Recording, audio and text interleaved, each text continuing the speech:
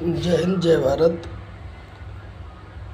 साथियों, मैं आपको एक बात बताना चाहता हूँ कि हमारे देश में जो भी घटनाएं घटती हैं, ये सब पाकिस्तान, चीन, ये जो हमारे दुश्मन हैं देश के, इनकी बहुत बड़ी चाल होती है।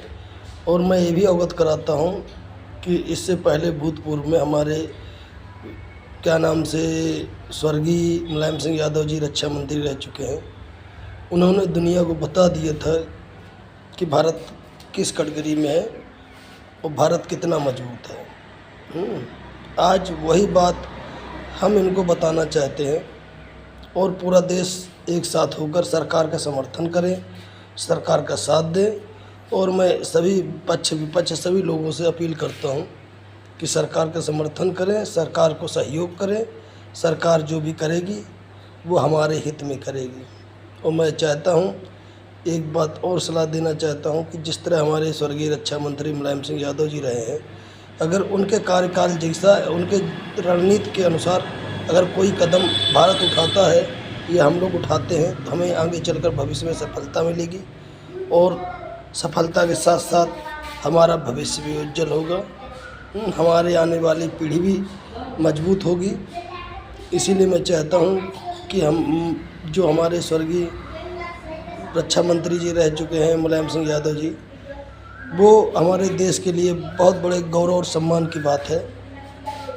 आज भी उनका नाम सम्मानित और सम्मान से लिया जाता है। उनके जैसा नेता आज तक ना रहा है, ना रहेगा और ना होगा भविष्य में, क्योंकि मुलायम सिंह जैसा नेता शायद अब दोबारा इस धरती पे आता है कि नहीं आता है, ये तो नहीं जानकारी है। लेकिन बशर्ते हमें तो उम्मीद है कि हमारे दो नेताएं खो गए, जैसे प्रधानमंत्री क्या नाम से इंदिरा गांधी जी थी, दूसरे नेता हमारे मुलायम सिंह यादव जी थे। दोनों का देहांत हो चुका है, लेकिन पर भी उनकी बातों से, उनके चाल चलन से हमारे देश में अगर उसके नियम नीति निभाया जाता है तो हमारे देश में कोई संकट नहीं आ सकता है और सभी देश हमसे डरने लगेंगे। और रही बात यह है कि हम इनको ज़्यादा अपने पक्ष विपक्ष में न रखें तो ज़्यादा सही है। इनको ज़्यादा अपने से भाव देना ठीक नहीं है।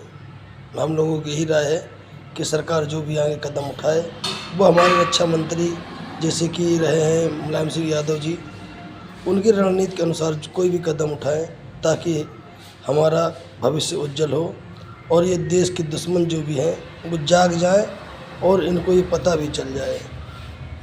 और मैं चाहता हूं कि युद्ध विराम का समय हो चुका था या हो गया है, ऑर्डर भी आ गया था, तो युद्ध करना अच्छी बात नहीं है।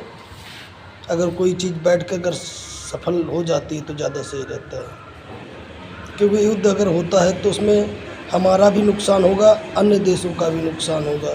हमारे भी सैनिक मारे जाएंगे, उनके भी सैनिक मारे जाएंगे।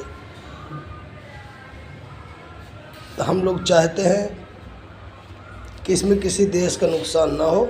जो आतंकवाद है उसके खिलाफ कार्रवाई की जाए, उसमें हमारा देश भी कार्रवाई करे, अन्य देश भी कार्रवाई करें, तभी ऐसा हो सकता है। आतंकवाद का खात्मा करें, तभी धरती चैन से रहेगी और धरती में रहने वाले जीव जंतु, अन्यथा ये सब डिसबैलेंस होता रहेगा। सरकार से हमारी यही अपील है कि जो भी फैसला करें उसको सोच समझ के करें, जल्दबाजी ना करें और हो सके तो सभी के भलाई के लिए सब कुछ करें और आतंकवाद को जहाँ तक हो उसको समाप्त करवाने की कोशिश करें। जय हिंद, जय भारत।